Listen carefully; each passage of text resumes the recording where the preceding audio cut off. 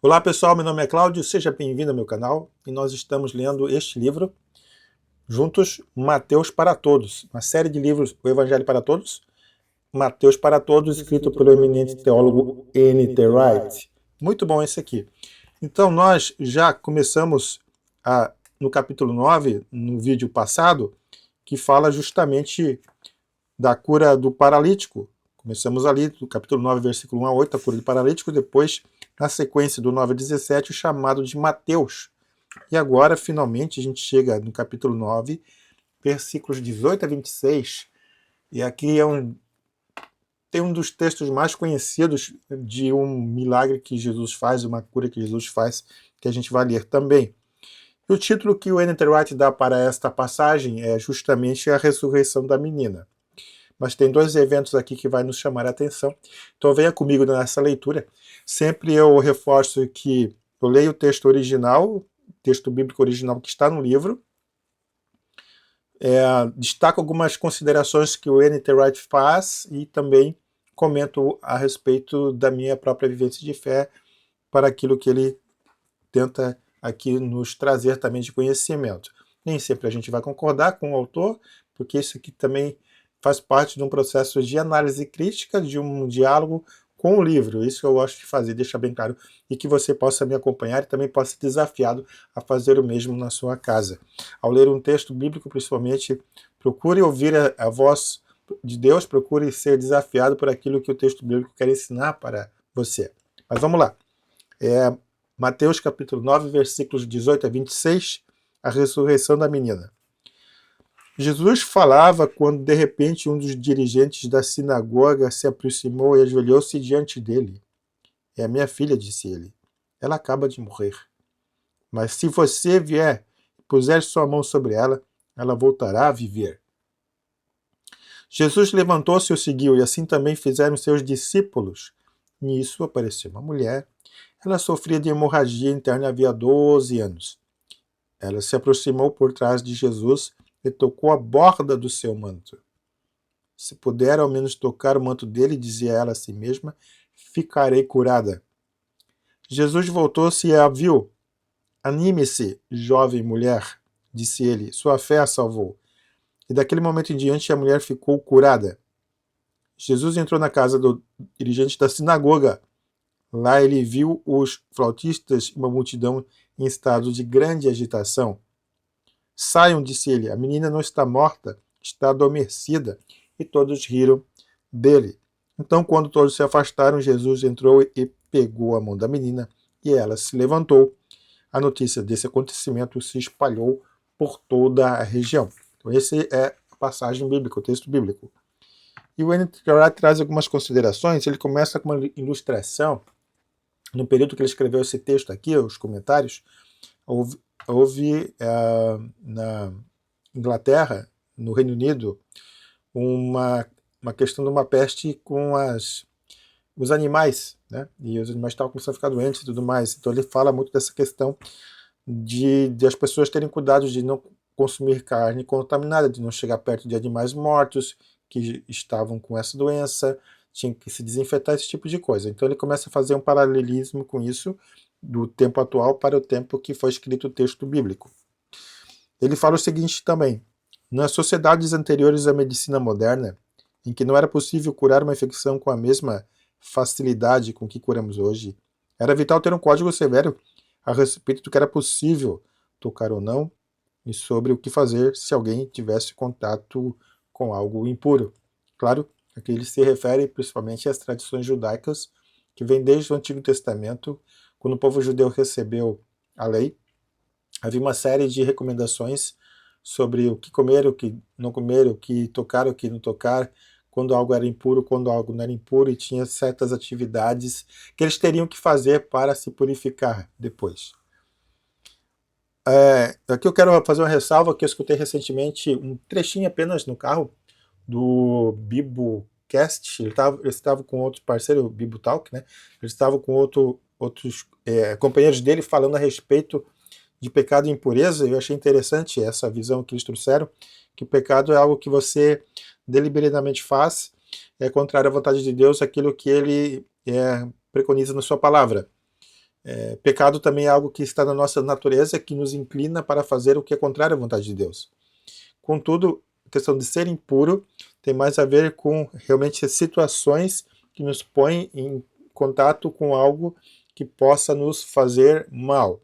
Então, a impureza em si, nesse contexto, é diferente de pecado, porque a impureza ela acaba sendo depois vista como algo que poderá ser revertido se você fazer algo que lavar as mãos, a se purificar, a se lavar, esse tipo de situação assim. E aqui eles também falam da questão que a mulher, para o judeu, na época de Jesus e até anteriormente a ele, quando ela ficava menstruada, o homem não poderia tocá-la porque ficaria impuro, então teria que se lavar, esse tipo de coisa assim. Mas não era pecado, era questão de impureza. Deixa eu abrir um parênteses aqui. Bom, o N.T. Wright continua. Essas questões da lei são sabedoria prática para manter a sociedade em boa forma, com saúde, saudável. As escrituras codificaram essas leis. E duas coisas que estavam quase no topo da lista de que deveria ser evitado se você quisesse permanecer puro, entre aspas, ele coloca naquele sentido, eram cadáveres e mulheres, justamente para você não pegar nenhuma infecção, para você se proteger, para você não ficar doente também.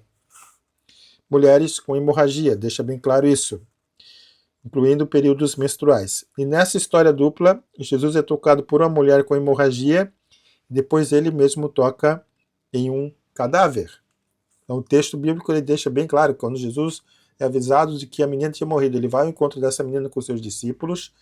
No caminho, ele viu uma mulher que havia tocado ele.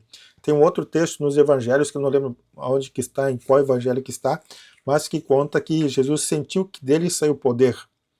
Então, Jesus, quando estava passando pelo meio da multidão, pressionando a mulher com hemorragia, tocou nas vestes dele, e ele sentiu que dele saiu o poder. Eu acho interessante também, quando o texto bíblico diz assim, a mulher pensou, se ao menos eu tocar no manto dele, diz ela a si mesma, e ficarei curada. Jesus voltou-se e a viu. Mais uma vez, Jesus tem um olhar para a pessoa, ele percebe a pessoa que ali está.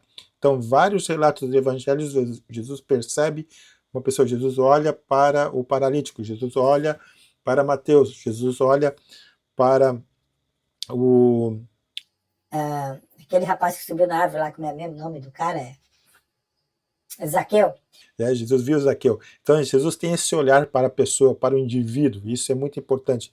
Assim, da mesma forma, hoje Jesus tem um olhar para a sua vida, para você. Vamos continuar aqui. No curso normal dos eventos, Jesus se teria tornado duplamente impuro, portanto, por ter sido tocado por uma mulher que era impura, por ter hemorragia já havia 12 anos, e por ter ele tocado num cadáver, no caso da menina.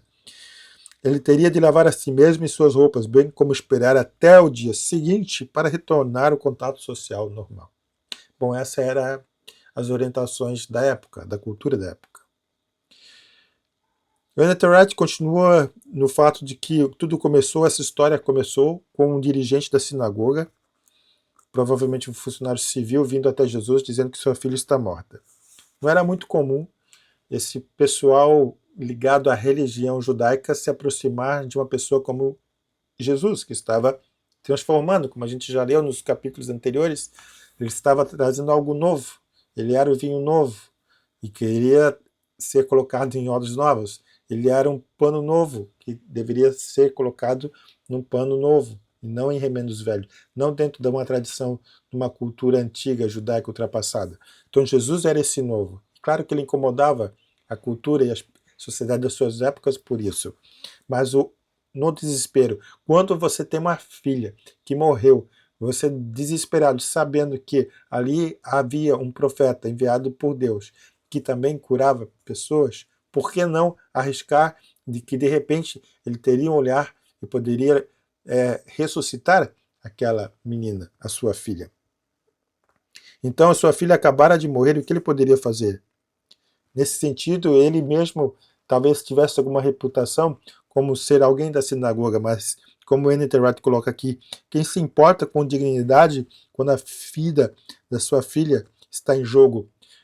Que momento que você provavelmente já passou também com uma dificuldade de uma doença, de uma enfermidade com o seu filho, você como pai, como mãe, provavelmente já passou por um momento difícil e que teve que tomar decisões difíceis e que teve que fazer coisas que estavam para além das suas forças para poder levar sua filha para um hospital, para o médico, enfim, para que ela fosse curada.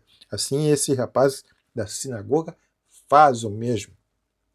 A história nos mantém em suspense enquanto deslocamos a atenção da menina para uma mulher mais velha. A mulher adulta, hemorragia interna, havia 12 anos. E aqui tem alguns pontos muito interessantes e importantes que o N.T. Wright ele aborda. Ela se aproxima de Jesus e toca nele. Nesse ponto percebemos que algo está diferente. A impureza dela não o contamina. Algo nele a contamina. Muito interessante essa parte que o autor ele comenta. Ela não torna Jesus impuro, mas Jesus, ao sentir que dele saiu poder, a torna curada. Em outras palavras, a salva dessa enfermidade que já havia 12 anos. A fé fizera a diferença. Eis o mistério. Jesus tem o poder de curar, mas os que recebem esse poder são os que têm fé. Porque a mulher, ao se aproximar de Jesus, o texto bíblico diz: se puder ao menos tocar o manto dele, dizia ela a si mesma, ficarei curada. Então, somente isso. Nesse sentido, curar é salvar, é resgatar. O que Jesus fazia era o início de toda a sua obra de resgatar o mundo, de salvar o mundo de tudo que o poluía, deformava e destruía. Agora, depois em diante, quando ele vai até essa menina que havia morrido, ele toca em um cadáver, segura a mão da menina e ela se levanta. Mais uma vez, a palavra usada aqui é se levantar, que leva ao sentido de ressurreição. E esse levantar a gente já leu quando os paralíticos trouxeram, a gente já leu quando os amigos trouxeram paralítico para Jesus. E ele fala assim, que ele foi curado, levante-se, pega sua máquina para casa, levante-se. E ele se levantou e foi. Quando Jesus passa na coletoria e chama Mateus, Mateus se levantou e foi. E agora, mais uma vez, a menina se levanta. Isso tudo alude à ressurreição. Também quero fazer aqui um adendo. Quando o dirigente da sinagoga chega até Jesus, ele diz que ela apenas não está morta. Quando Jesus chega lá diante da multidão, ele vê toda aquela agitação, ele diz para de saírem. Ele diz assim, a menina não está morta, está adormecida. E todos riram dele. A questão da morte no Novo Testamento é bastante interessante, como os apóstolos, como as cartas paulinas, quando os próprios evangelhos lidam com essa questão da morte, no sentido que dá a um entendimento de ser um sono, apenas um estágio entre a vida de agora, a morte e aí a ressurreição, que vai acontecer. Esse é um mistério que a gente tem. Já me perguntaram a respeito assim, se a morte é um estágio no qual a gente fica esperando até a segunda volta de Jesus, ou se ela acontece e logo você já está com Jesus no céu. Enfim, tem muitas especulações, tem com certeza outros autores que vão tratar com maior profundidade sobre esse assunto, mas o que eu lembro das minhas leituras é que a morte, como Jesus fala, para mim também é como se fosse um sono. Quando você dorme, você adormece, quando de repente você acorda. Isso se passaram 4, 5, 6 horas, e você não percebeu o tempo passar. Você simplesmente acorda. Né? Então, eu vejo também nessa ilusão. A pessoa que morre, ela vai para um estado de não consciência das coisas que ocorrem com ela mesma e com o exterior dela, como se estivesse viva, como a gente está vivo, a gente tem noção e a gente está preso nesse espaço-tempo limitado, espaço-tempo. Mas a pessoa que morre não mais. Então, para ela, se levou um dia, 1000 anos, 2000 anos, até Jesus voltar, ela não percebe isso.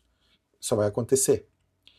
Então, para nós que estamos limitados a esse tempo, a gente não tem essa percepção. percepção. Mas, para quem morre, aí apenas é uma hipótese, porque eu não morri para saber, né? E nem quero nesse momento. A gente não sabe como isso ocorre. Mas, no meu entendimento, as pessoas que morrem, elas não têm e não vivem. As pessoas que morrem, elas não têm essa percepção de consciência que nós temos do espaço-tempo. Então, tem o sono, e quando acordar, já estarão diante de Deus, o Pai. É assim que eu penso. Respeito, claro, quem pensa diferente, né? Por fim, essas são as considerações do N.T. Wright e as minhas sobre esse texto.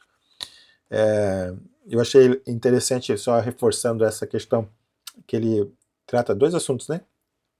Que lidam com impureza. A morte e a mulher com hemorragia. E Jesus lida com os dois, como sempre agiu. Com amor, com graça e com misericórdia. E, enfim, essa é a leitura de hoje. Tenha fé. A fé é algo importante e vital na nossa vida. A fé também para mim é um mistério, mas ela acontece. E a gente precisa desenvolver a nossa fé através da obediência também.